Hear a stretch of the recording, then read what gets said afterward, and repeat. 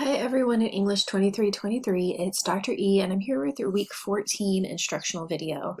So before I get into what's going on this week, I do want to note this most recent announcement, and it's about a system-wide update that will impact a lot of services, through My Lone Star, D2L, etc. So make sure that that is something that you're aware of. It will be Saturday the 6th to Sunday the 7th.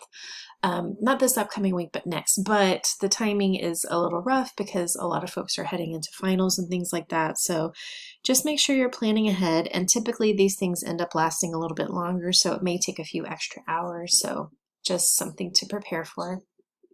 All right, let's go ahead and jump into our week 14 and what to expect.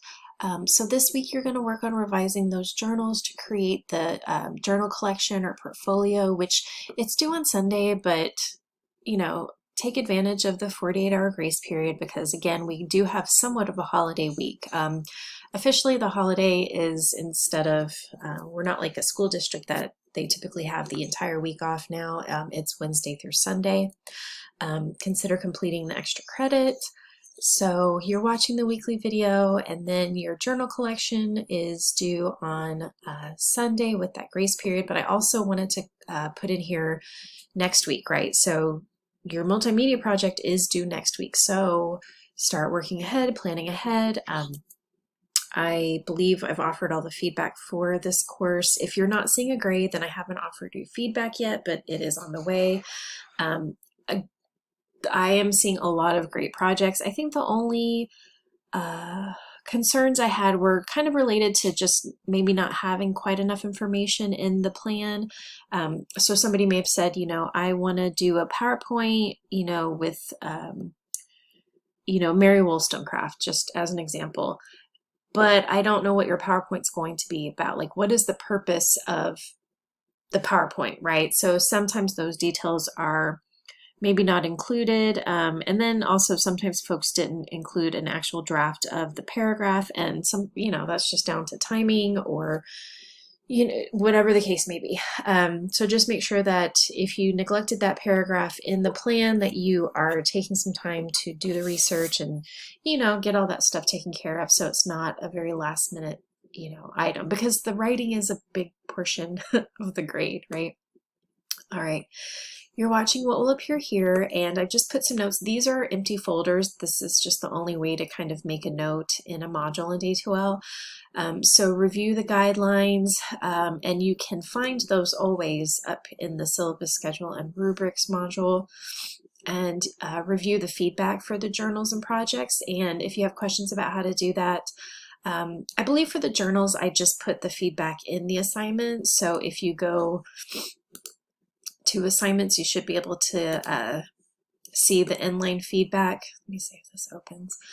So you should have, a way to click and view those details.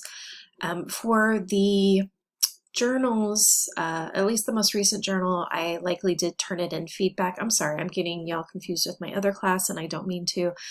But I believe I did the turn it in feedback.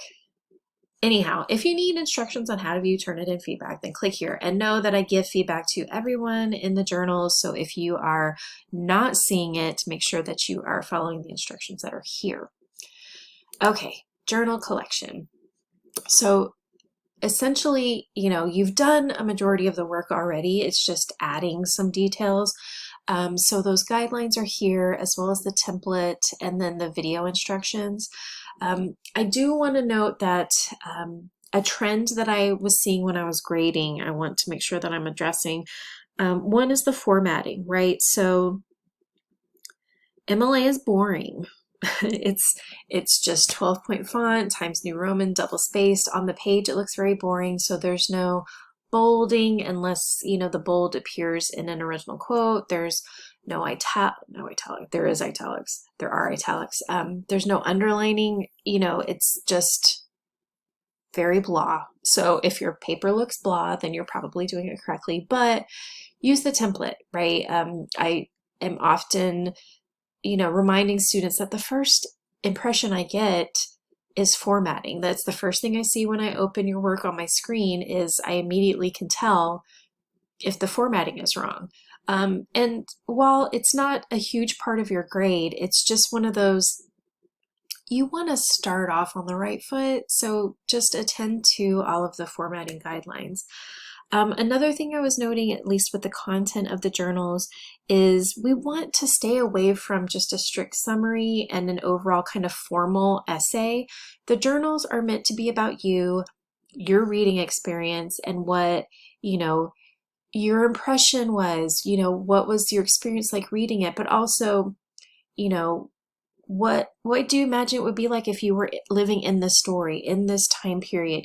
These are ways to show that you've read without writing a formal paper, because that's not something that's required of this. It's supposed to be your experience, your imagination, your connection to the text or the author or the time period or all of the above, right? So you need to definitely go back to your 3 journals and revise based on that kind of note, right? Where are you in this reading?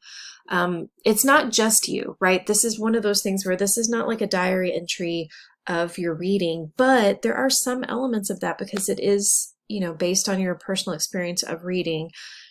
But you also need to show that you've read, right? You need to show that you are understanding the characters, you're understanding the plot, you are questioning, this, that, or the other. Show that you've engaged, right? Yeah. And also when it comes to quoting, make sure that you are properly citing sources. So we can't credit Greenblatt with everything. Yes, he's the overall text editor for our book, but if you are citing a quote from Mary Wollstonecraft, she needs to get the credit, right? Her last name should be in the work cited because it is a text written by her, even if it is a text that's included in an anthology, right? So this is just some MLA stuff to consider. For each text that you are referencing in your journal, you need a separate entry with the actual author, the primary source, right? The primary source is the person who wrote the words that you are citing. You need that person's name for an in-text citation, and that last name in the in-text citation is going to match the last name that appears in the work cited, right? In the full citation that appears there. If you have questions about this, then definitely go to the content area and take a quick gander, take a quick look at the MLA help area. There are examples. Yes, these examples are from 1301, but they still can connect to what we're doing here. There are citation examples. It's just take some time. Look at the Purdue Online Writing Lab website and take a look at what an entry should include if it's an entry from an anthology. Our book is an anthology, so what would an entry in our anthology look like?